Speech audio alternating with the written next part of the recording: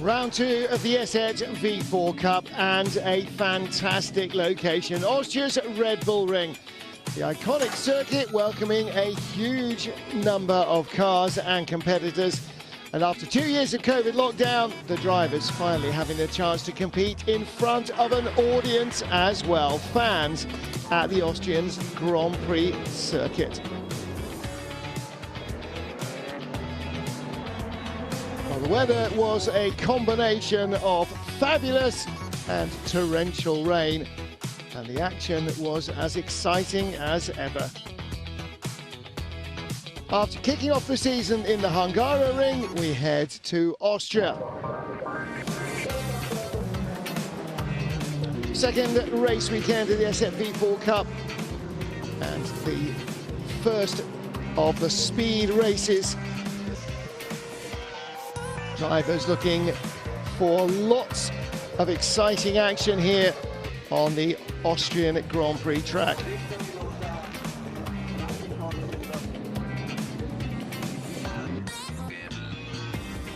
And there was plenty of close racing to keep the fans entertained as well.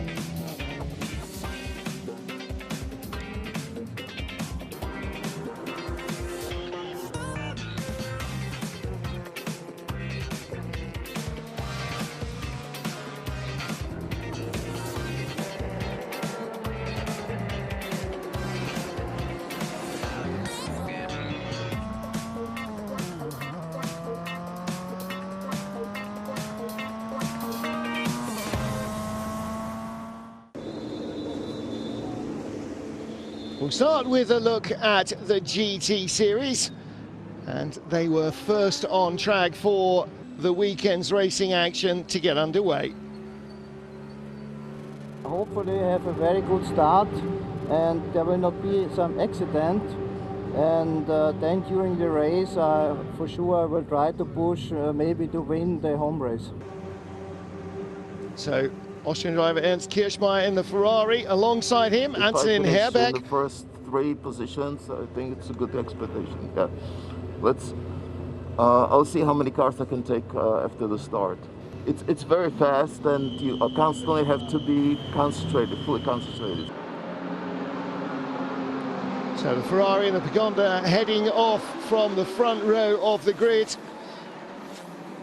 How many times have you seen a Pagani Zonda being raced in the GT category? Lea Pichler was fastest on Saturday, qualified on pole, and eventually cleaned up with victory ahead of Antonin Herbeck. Two in the GTX category.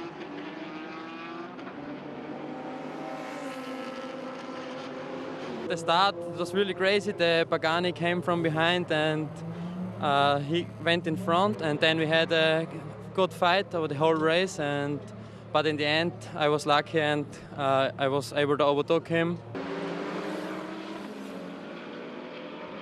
Finishing in 3rd place overall, car 899, Pagani Zonda driver Ernst Kirchmeier won the GT3 category after starting in 2nd spot and dropping back early on. And it's very, very difficult to win a home race here in Austria. And it's my 2nd time, but the 1st time with a GT3. Libor Milota finished 2nd in GT3 on Saturday, chased by Piotr Weira, also driving a Mercedes AMG. But the first one is Denis Vacek! Denis Vacek claimed victory in the Lamborghini Super Trofeo in GTC. I had a good start and tried to keep up with the GT3 cars and with the GTX cars, but they were quite fast, so I'm quite happy with it.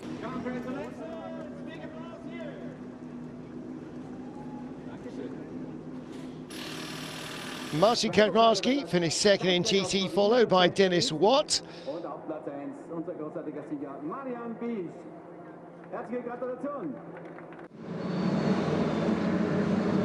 Sunday's GT3 encounter proved a little quicker. Baron Motorsport driver Ernst Kirchmeier started from pole, And the Ferrari 488 GT3 driver had a clean, quick race, taking a lights to flag victory. Gregor Zico and Libor Milota battled hard for second place, but the status quo remained unchanged. Denis Vacek, car number 100, dropped back a spot after the start. So Martin Koch finished in 4th place overall and won the GTX category. Denis in 5th, winner in GTC.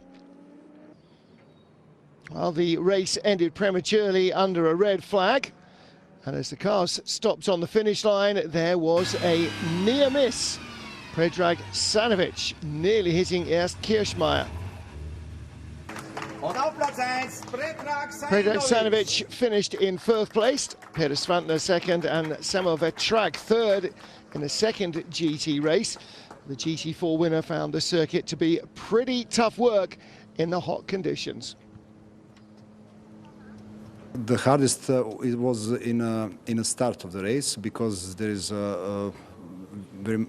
it's a lot of cars in a first couple of corners, and then we make a selection with the classes, and in a, I don't know, in a lap 2 you race only with your class, with your concurrence.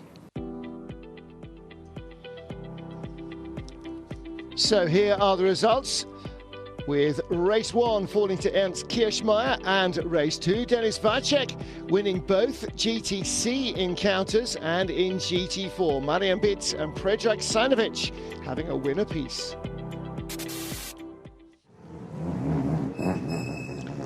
TCR Eastern Europe is another string to the TCR bow, and it's become an important part of the ESET V4 Cup over the last 3 or 4 seasons.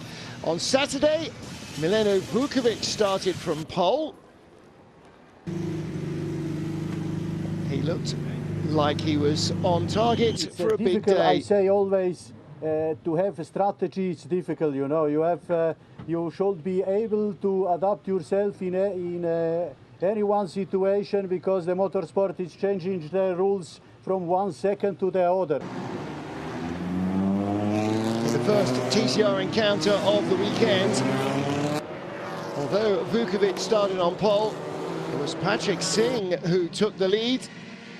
Petr Cissek chasing him, and Peter Smerdad right behind them as well, car number 68. There were problems later though for Patrick Smerdad. A suspension failure would pitch him into the wall. I had 30 kilos extra than the other drivers, victory went to Patrick so the car was Singh. really heavy. And on this track with the high speed, it was very important with the weight. In Sunday's race, Radim Adamek and his teammate Vitz Mikal started from the front row with the positions from race 1 reversed. Adamek made a good start to hang on to the lead, as Saturday's race winner Patrick Singh moved up from 9th to 4th early on.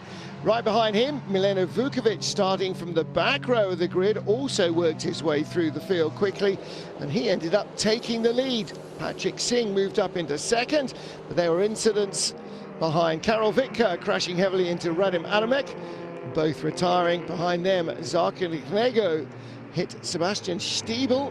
Stiebel was the only one able to continue. Vitka, Adamek and Knego were eliminated on the spot, and after a lengthy safety car period, the race was finally able to restart. Peter Smerdad passed Václav Janik to finish 2nd behind Milenko Vukovic, the race winner. To be honest, I had an amazing start, you know, and I feel that the car it's a bit different in compared to yesterday. I started 2nd last and won clear the race. It's very difficult to explain you my feeling on the moment. Big result for the Renault Megane driver. Patrick Singh taking race 1, Mileno Vukovic cleaning up in race 2.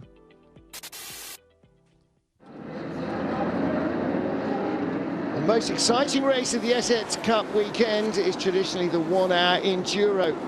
Kirchmeier and Barron combined in the Ferrari 488 GT3 to claim victory.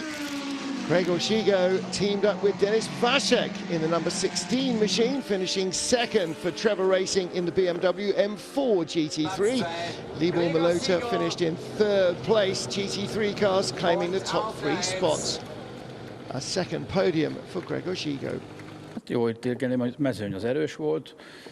Lényegében az első pretty decent weekend, he says. The field was strong, competition was tough. In the first race, actually finished second. Really wasn't paying attention enough and got overtaken in the yellow flag, so I got a 30-second penalty to finish fourth. In GTC, Kaczmarski and Likowski claimed victory, followed by Franz Lama and Gerald Hofer. And in the GT4 category, Palitzi and Sajnovic claim victory ahead of Bitz and Vertrak, with Peter Svantner in third. The endurance race was held early in the evening on Saturday, where the hot summer weather broke and a huge deluge swept through. But the rainbow that appeared in the sky might have been a portent for the next day. Kirchmeier and Barron claiming Saturday's Enduro. The Formula cars were in action as well. After passing Sandro Zeller and Danny Rosero, Paolo Brajnik claimed victory in the first race on Saturday. Zeller started from pole and led the race early on, but after a safety car period, it was Brajnik who got ahead.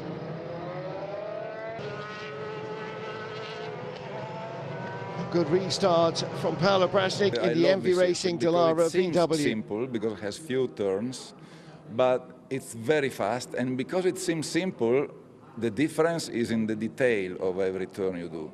Some says, oh, you do the lap time in the first and second because of the slow one. You do the lap time in every single turn of the circuit, definitely. Gender Racing team Szabo Nikola involved this crash, thanks to his experience. One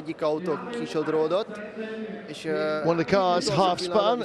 Driver came back on track at the very last moment. Car driving in front of me tried to avoid the crash and he spun too.